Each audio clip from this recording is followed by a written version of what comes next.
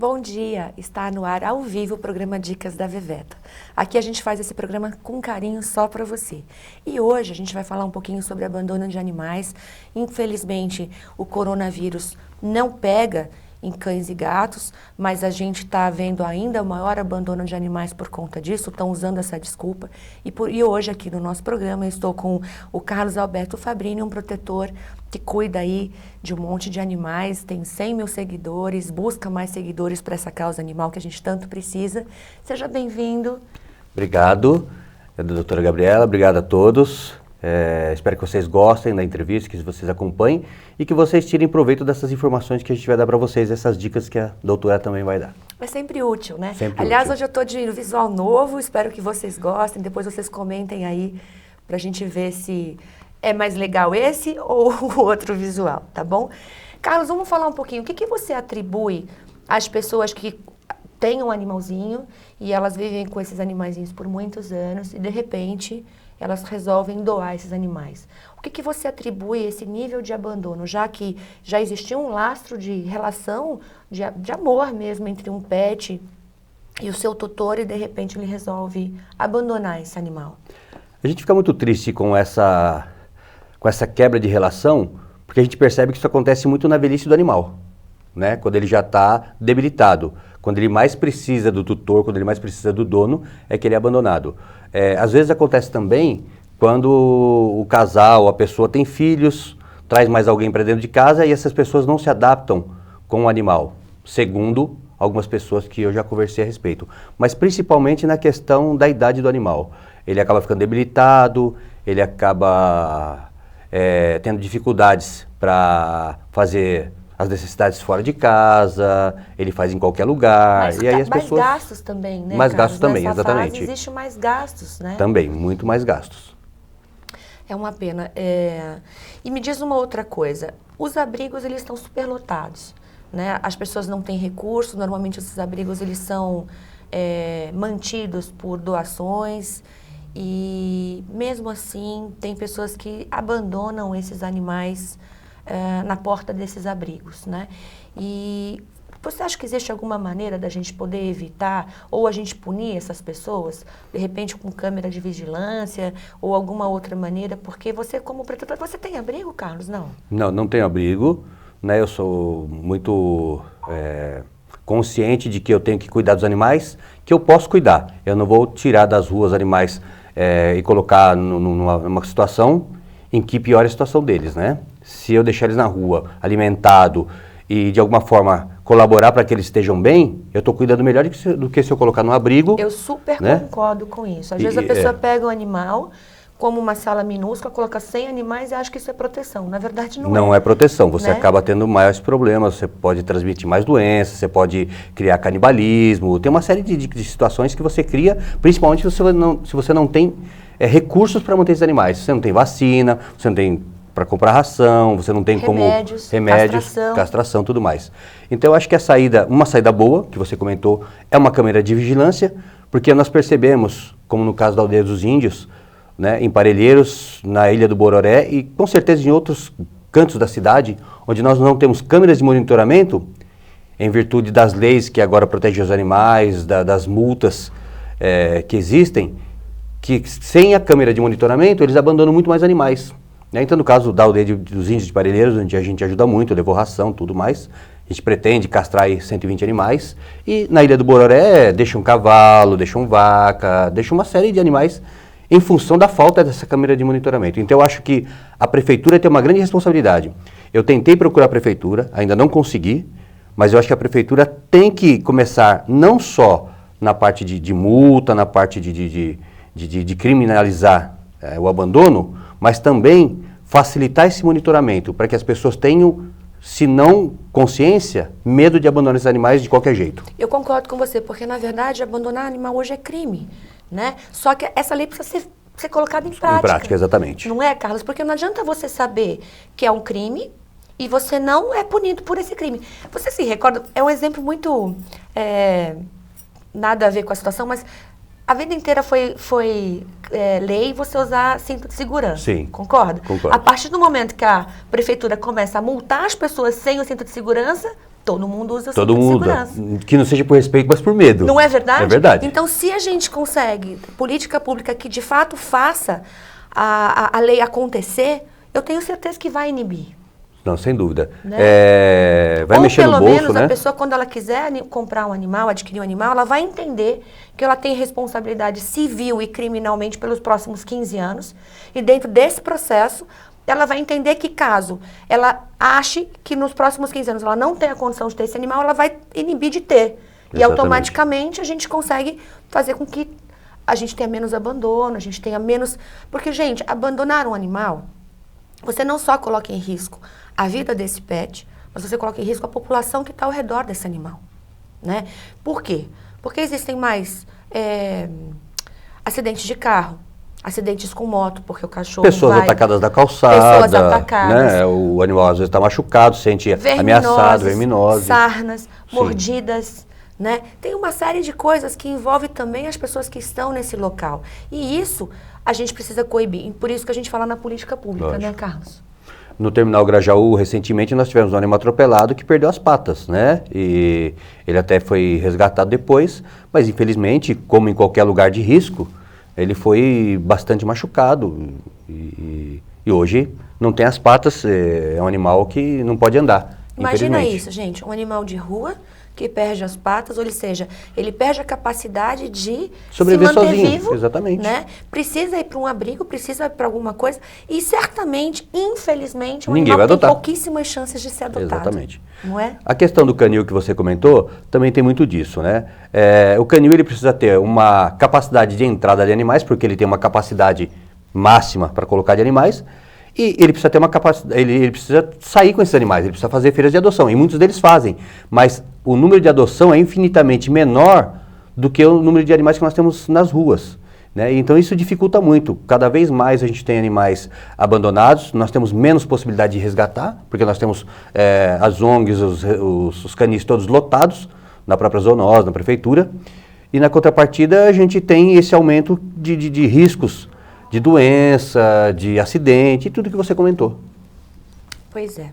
Então, gente, a gente precisa fazer a aquisição de animais com muita consciência, castrar esses animais, né, para evitar doenças para esses animais e também para evitar, se por um acaso ele foge, por um acaso aconteça alguma coisa, que ele esteja, pelo menos, não reproduzindo. Eu vi um projeto seu que você fala dessa reprodução de animais. Conta um pouquinho, quanto que um casal de animais podem gerar de descendentes aí ao longo da vida? Na verdade, cada casal de animal ele pode gerar 12 filhotes ao ano, tanto de gato quanto de cão. O cão a cada 6 meses e o gato a cada 3 meses. O fato é que, historicamente, pelo que eu tenho visto, eles têm criado muito mais, tá? Isso faz parte de uma organização internacional, essa informação que a gente pegou, mas eu tenho visto cadelas tendo 10, 8 filhotes, gatos, né, tendo não 3, mas 4, 5. Então eu acho que o número é muito maior. A gente não percebe esse crescimento nas ruas, porque muito provavelmente, e eu falo isso no projeto, que nós temos uma mortalidade tão grande que não se percebe, né? Seja por crueldade, por maus tratos, ou por atropelamento, por acidente, por qualquer outra coisa. Porque se nós levarmos em conta que em 2012, nós tínhamos, segundo os estudos, 43 milhões de animais nos lares, né? Fora os abandonados. Se a gente considerar 12 por ano, cada animal, nós já teríamos, só para você ter uma ideia, se a gente fizer matematicamente isso, nós teríamos hoje mais de 1,5 milhão de animais nas ruas ou nas casas, né? Se a gente pegasse esses 43 milhões e multiplicássemos por 12 a cada ano, só nesses 6 anos de 2012 até 6 anos, 8 anos, de 2012 até aqui. Então, esse número seria estratosfericamente muito maior do que a nossa população de pessoas, seria infinitamente maior. E a gente não teria controle nenhum sobre isso, né? Então, dá para ver que, de alguma forma, essa mortalidade ela é muito grande nos primeiros meses, no primeiro ano. Porque... Mas eu acho que também o conceito da castração, eu acho que ao longo dos anos, eu como médica, hoje eu castro muito mais animais, as pessoas já têm esse conceito de castrar os animais, né? E as ONGs, as prefeituras do animais castrados, que há 10 anos atrás a gente não via. Né? Graças a Deus as pessoas estão tendo essa consciência de que a castração ela inibe um monte de doenças nos animais, mas também corrobora para que uma pessoa que adota, uma pessoa que compra, adquire um animal, se jogar esse animal na rua, já que vem as prefeituras, que na verdade, Carlos, eu sou a favor de que a aquisição de animais tem que ser castrados, a não ser os criadores. Animais que são pets precisam ser castrados, isso devia ser uma lei nacional. As pessoas não têm que ter animais que não sejam castrados. E se fizéssemos isso como uma lei nacional, acredito que em 15, 20 anos a gente não teria mais animais, não animais de rua, mas esse nível que você fala de crescimento de animais de rua, como a gente vê. Né? Isso foi um exemplo da Holanda, né? Do país da Holanda, que hoje fizeram essa política pública, claro que é um país muito menor que o nosso, mas que hoje já não tem mais animais de rua. Política pública, a questão das leis rígidas para esses animais que são abandonados, para esses animais que estão na rua, às vezes não abandonados, mas aquela saidinha de que eu vou deixar meu animal dar uma voltinha e volta. Às vezes então, até proposital. Isso também funciona, e então a gente consegue ver que é uma política pública que já funcionou e que precisa ser implantada no Brasil. Eu acredito muito nisso. Carlos, me fala uma coisa, existe alguma época do ano que existe maior abandono desses pets? Sem dúvida, no final do ano, né, quando as pessoas querem viajar, elas já se aproveitam da instabilidade que ela tem em termos de emoção, de querer o animal, e se aproveitam para querer viajar, visitar os parentes fora de São Paulo, né, não tem com quem deixar, sempre é desculpa, não tem com quem deixar, não posso deixar sozinho em casa, e eles preferem abandonar. E eles acabam quebrando essa relação de emoção com o animal, que é da parte do humano para o animal, porque o animal acaba, né, se estruturando, porque ele sente muito, né, ele sente a falta do dono, ele fica esperando na porta, ele fica correndo atrás do carro quando é abandonado, enfim, a relação do animal com o dono é muito forte, e às vezes do dono com o animal nem sempre, principalmente nas épocas de viagens, de férias, tudo, no final de ano, existe muito isso. Inclusive nem fazem feiras de adoção nesse período, porque sabe que vai adotar. Exatamente. E daqui a pouco vão devolver o animal, não é mesmo? Na verdade, o processo de adoção, ele é muito complicado, né? Porque quando a gente fala em adoção, a gente vai nas feiras de adoções, eu já participei de muitas mesmo. E eu fico muito receoso quando a pessoa vai com o filho e pede para o filho escolher um animal. O filho normalmente escolhe um filhote, as pessoas também gostam muito de filhotes, e quando o animal cresce, as pessoas perdem interesse pelo animal grande, né? Porque a carinha de um filhote, ela chama atenção, ela atrai as pessoas. E quando você perde aquele jeitinho de filhote, aquele animal que agora já não te obedece tanto mais, já não faz aquilo que você quer que ele faça, como se fosse um boneco, porque o animal não é um boneco, eles acabam descartando depois de adulto. Então, essa é uma das fases que também é muito difícil de você controlar dentro de uma casa. Você pega o animal filhote, você aproveita todo aquele momento de carinho, de carinha bonitinha, de bochechinha, de que parece que ele está rindo para você. Cheirinho de leite e tudo mais, né? Mas aí quando ele começa a ver um cocôzinho, né, de um cachorro grande, um xixi de um cachorro grande, o macho principalmente, que se não for castrado, vai querer marcar território dentro de casa. Então essas coisas tudo acabam inibindo, né, a adoção de um animal ou motivando o abandono depois que ele cresce. O que a gente sempre diz é assim, na adoção, quando você vai adquirir um filhote, nós não sabemos a origem dos pais, dos avós. Ninguém vai garantir para vocês, escutem, ninguém vai garantir que esse animal vai ficar pequeno. Sem dúvida. Concorda, Carlos? Sem dúvida, sem dúvida. Então, de repente, a ONG está lotada, ela quer fazer essa adoção, mas se ela garantir que ele vai ficar pequeno e ela não conhece os pais, sinto muito, não é verdade. E aí, de repente, eu mesma, teve um cliente meu que adotou uma cachorrinha, juro, ela cabia, não adotou, pegou na rua, cabia na minha mão, né? Eu falava, nossa, que pequenininha. Eles moravam em apartamento. Esse cachorro ficou num poste de um pastor alemão. Entendi. Né? Dentro de um apartamento. Lógico. Graças a Deus, essa família eu acompanhei, e ele viveu 14 anos junto dessa família, e eles absorveram. Recebeu carinho, recebeu atenção, absorveram, eles entenderam, né? Do tamanho. Lógico. Mas quantos não conseguem? Né? Então, às vezes, é o que eu sempre falo, adotar um animal mais velho, você sabe qual é o tamanho, você sabe qual é o perfil do animal, o comportamento desse comportamento animal, principalmente. Se ele é um animal que vai fazer xixi fora de casa ou não, é um animal que vai ser muito grato, porém, concorda comigo que é um animal que vai ter um pouco mais de traumas, psicológicos de relação. Então, assim, adotar um animal pequeno, existem qualidades, existem pontos positivos e pontos negativos. Pontos positivos, você pode criar ele dentro da relação que você quer. Você pode ensiná-lo o que você quer, né? Mas ele vai ter mais gastos. Acostumar desde cedo ele já dentro ou fora de casa, no cantinho dele e tudo. No animal adulto você já vai ter essa dificuldade, porque provavelmente ele já passou por 1, 2, 3 famílias, ou veio da rua, né, de um comportamento já de medo, de agressividade de outros animais, já foi muito chutado, foi muito judiado, né? Ou ele vem de outra família que tinha costumes diferentes. E aí você tem essa dificuldade. Mas ele acaba se ajustando. Opa, se acaba. Mas demora mais ou menos Lógico. 3, 4 meses para ele poder primeiro ganhar um elo de confiança com o tutor. Exatamente. Não é? Entender que nessa casa as regras são outras. Até porque, gente, abrigo ele vai conviver com muitos animais. Muitos animais, exatamente. Né? Ele não tem uma relação... Uma regra, né, uma relação de regra com um dono só, de um comportamento definido para aquela casa, para aquele ambiente, porque ele está no meio de um monte de animais. Por isso que requer tempo. Não é? É verdade. E tem tutores que você vai numa feira de adoção, e aconteceu comigo, tá? Numa semana, alguém adotou um animal, adulto ou filhote. Na semana seguinte, ele não se adaptou, eu não me adaptei com ele. Gente, foi o que a doutora, né? Foi o que você falou.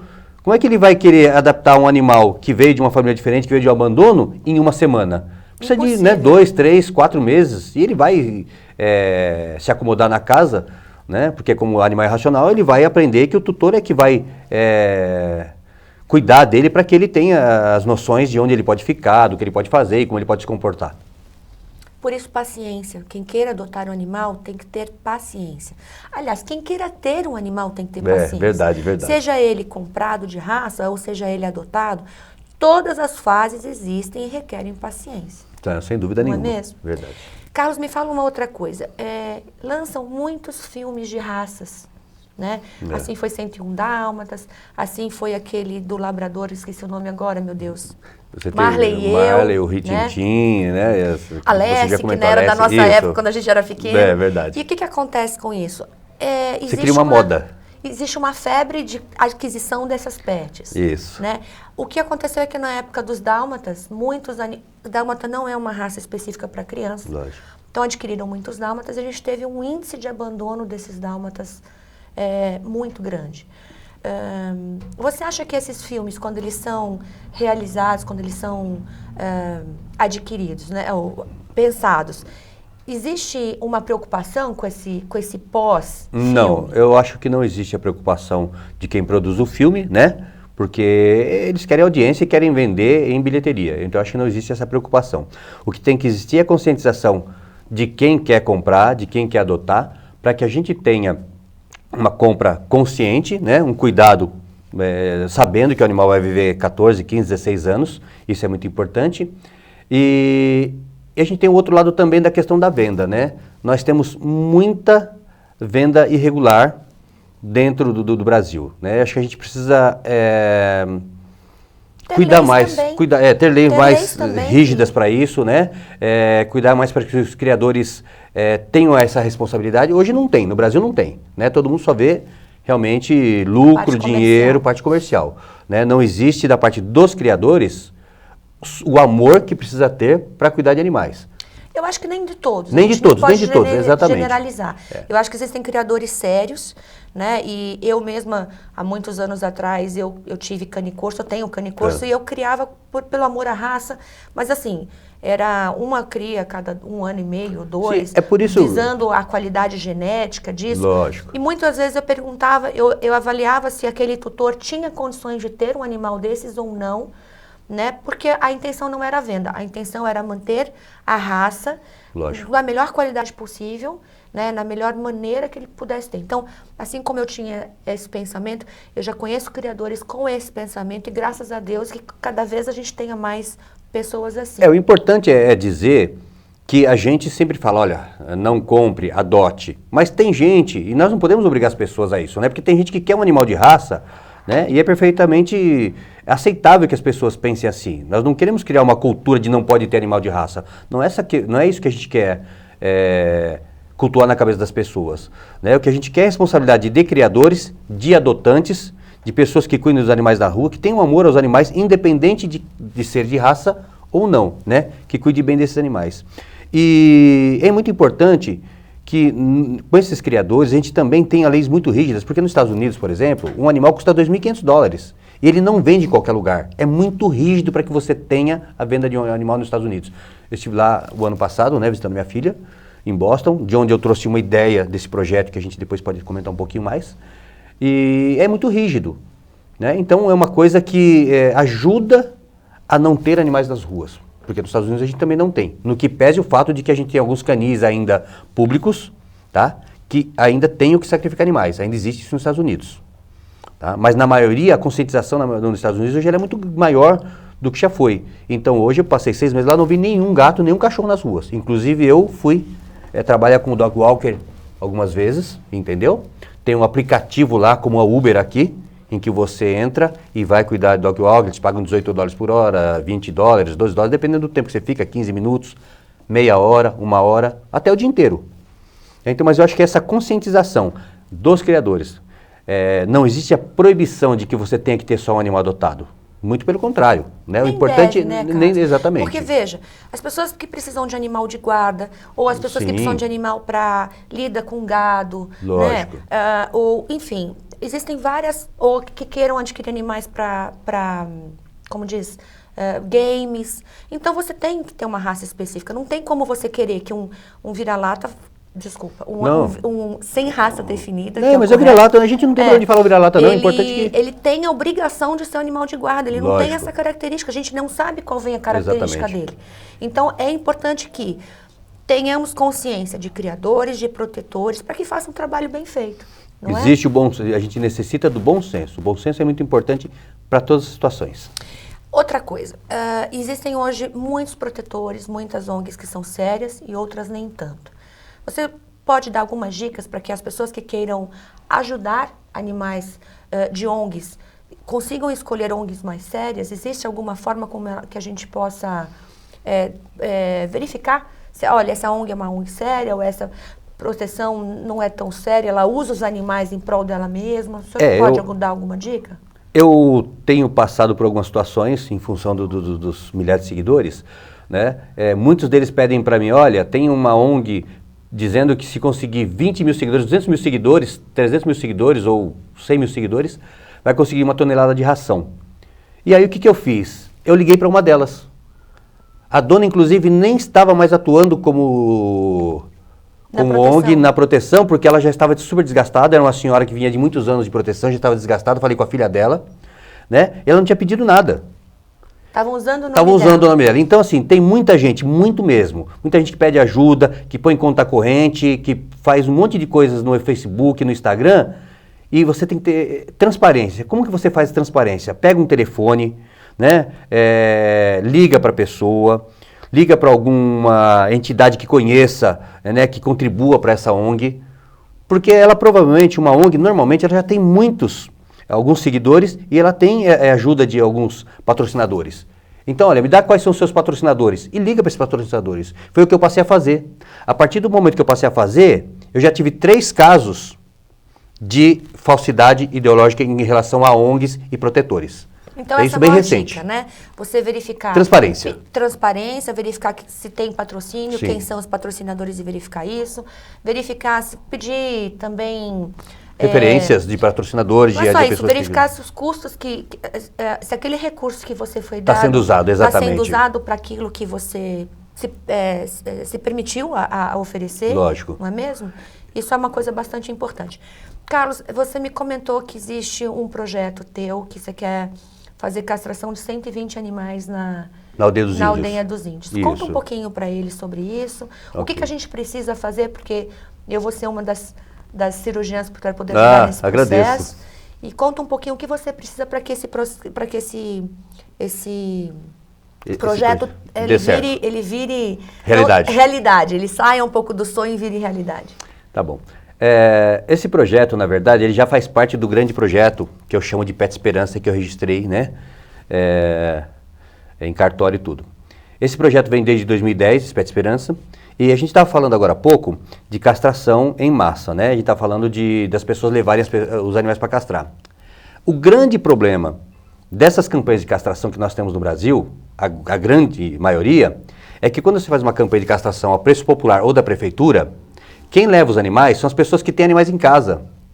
E o que é que faz com que o crescimento seja desordenado e geometricamente gigantesco dos animais? São os animais de rua, aqueles que as pessoas não levam para castrar. É por isso que a gente não consegue diminuir essa curva de crescimento geométrico, né? Então, nós tivemos nos Estados Unidos, 20, 30 anos atrás, uma política de castração em massa, que no primeiro momento vai ser de longo prazo, porque se um animal vive aí 14, 15 anos, você vai ter 14, 15 anos para começar a declinar essa curva, né? Eu vou deixar ela num nível razoável e depois declinar. Então você precisa fazer a castração em massa de animais de rua. Como nós estamos, o que nós vamos fazer na Aldeia dos Índios é mais ou menos um trabalho assim. Claro que numa proporção muito pequena, porque nós não temos empresas e recursos, exatamente. Né? Eu procurei redes, não vou falar aqui o nome das redes de televisão que eu já procurei, mas já procurei redes de televisão, grandes redes de televisão, já procurei grandes empresas para nos ajudarem nesse projeto e elas não aceitaram. Empresas grandes mesmo, multinacionais, e redes de televisão super conhecidas, das líderes de audiência, que ainda não se manifestaram em nos ajudar nesse projeto. Eu procurei pessoalmente, mandei e-mail, tenho os e-mails todos. Então, o que a gente vai fazer na Aldeia dos Índios é que se a gente conseguir 200 mil seguidores, a gente consegue pessoas, recursos e remédios para fazer 120 castrações, o que corresponde a mais ou menos 20, 24 mil reais em castração, né? São poucas as ONGs, são poucos os protetores no Brasil que conseguem um recurso desse tamanho. Você sabe disso, né? Então, para que esse processo e esse projeto dê corpo e funcione, a gente precisa, estamos falando em 24 mil reais. 24 mil reais. Com uma gordurinha para, de repente, entra um animal, outro, 30 mil reais. 30 mil reais. Não, mas veja bem, se a gente conseguir 200 mil reais, a gente consegue... 200 mil seguidores, muito obrigado pela correção. Se a gente conseguir 200 mil seguidores, a gente consegue esse equivalente, né, em 24 mil reais em castração. Só que lá tem 250 animais. Eu acho que com esses mesmos 200 mil seguidores, numa segunda etapa, a gente consiga mais 130 dessa mesma forma. Até porque, provavelmente, a gente vai mostrar o projeto acontecendo, Isso. A transparência, como você falou, o suporte a esses animais depois. Então, tem como comprovar que o que foi doado de recursos, ele vai para o fundo desejado. Sim, inclusive no Instagram nós temos aí o vídeo, né, da visita que nós fizemos. Nós levamos ração, nós levamos cesta básica, nós levamos roupa para os índios, né, e foi quando nós vimos lá aquilo que eu te falei, por não ter câmera de monitoramento, eles colocam os animais, abandonam lá, e os índios que não tem nem para comer, para eles, acabam tendo que cuidar dos animais. Então nós fomos lá, os animais estavam com 4 dias de fome, sem comer, atacando os sacos de ração. A gente espalhava as rações no chão ou em potes, e mesmo assim eles brigavam para comer. Nossa. Então é muito triste, é complicado, a gente tem que tentar resolver. E aos poucos a gente acha que consegue desenvolver esse projeto, principalmente com a sua ajuda. Eu já te agradeço assim muito, né, por essa entrevista, por esse bate-papo, por esse esclarecimento, e eu acho que a gente vai contribuir muito com isso. Aqui vai estar sempre aberto, Carlos. Toda vez que a gente puder falar de proteção, de trabalho sério, de benefícios para os animais e para a população, você vai ter sempre portas abertas aqui conosco. Eu agradeço. Eu posso colocar meu Instagram aqui? Posso falar do meu Instagram? Pode falar. Então tá bom. O meu Instagram, gente, para quem quiser seguir, para quem quiser ajudar, nós já temos quase 100 mil seguidores, mas a gente precisa de muito mais. Quanto mais seguidores, mais patrocínio nós temos, mais nós ganhamos para a causa animal. Não é isso, doutora? Sim. Né? Então a doutora está aqui também, tem o Instagram dela, tem o Instagram, @Carlos_Fabrini. @Carlos_Fabrini. Com isso vocês vão estar ajudando os animais, vão estar ajudando a gente, a doutora ajuda também, né? Ela também tem o Instagram dela, tem o YouTube, das dicas dela, acompanhem também. Todo o projeto do Dicas, ele é feito para ajudar também animais de moradores de rua, porque eu estou em parceria com o Grupo Gás, que é o grupo de atitude social, e aí eu ajudo também algumas ONGs, Cão Sem Fome. Agora o Carlos Fabrini está entrando dentro desse escopo rol, né? De que eu posso ajudar. Claro que eu sobrevivo da medicina veterinária, então não tem como a gente fazer tudo de graça, ao contrário, mas eu ajudo aqueles que não podem. Exatamente. Eu ajudo os animais que não têm voz, que são esses animais realmente que são na rua, né? Assim, ou animais abandonados e tudo mais. Sempre com o meu lado social. Lógico. Né? E aqui o programa é uma dessas ações que nós realizamos. Carlos, foi muito bom, obrigada. Obrigado você, tá? Conta comigo. Obrigadão, viu? Conta com o meu público, conta com as pessoas e aí. E siga as suas dicas agora, passar para o meu público para a gente aprender a mexer mais com os animais, ali tá tem bom? bastante dica importante, mas a ideia é isso. É que as pessoas boas se unam, as pessoas honestas se unam em prol dos animais. Minha filha, Laís Fabrini, também é veterinária, vai se juntar a doutora aqui, nós todos vamos fazer essa ação aí em prol dos animais. Muito obrigado, que os bons se unam e que a gente consiga bastante resultado, não é Sem mesmo? dúvida nenhuma. Muito obrigado. Queridos, Dicas da Veveta vai ficando por aqui. Eu agradeço muito a oportunidade de poder falar da causa animal, a poder falar dos animais, que é uma coisa que é a razão da minha vida. Semana que vem a gente vai estar com a doutora Helena, do Instituto Pasteur, falando do coronavírus. Tem muita coisa falando dos animais aí do coronavírus, mas nada melhor do que uma especialista que sabe o que está falando, para que vocês realmente deixem as fake news, deixem as mensagens que estão acontecendo, estão borbulhando, mas um pouco de, às vezes, de falta de entendimento. Então, a doutora Helena vai estar aqui falando um pouquinho que ela trabalha no Instituto Pasteur, falando um pouquinho do coronavírus aí para vocês. Até porque isso tem afetado muitos animais, né? Muita gente dizendo que os animais estão transmitindo o por vírus, conta né? disso, E não é mesmo? talvez não seja com toda essa verdade, e então precisa tomar muito cuidado. Porque o coronavírus não é transmitido pelos animais, isso é importante de falar, tá bom? Olha, um beijo, fica com Deus, boa semana, aí o Brasil tá super conturbado, mas eu acredito em Deus que vai dar tudo certo, tá bom? Até o próximo programa.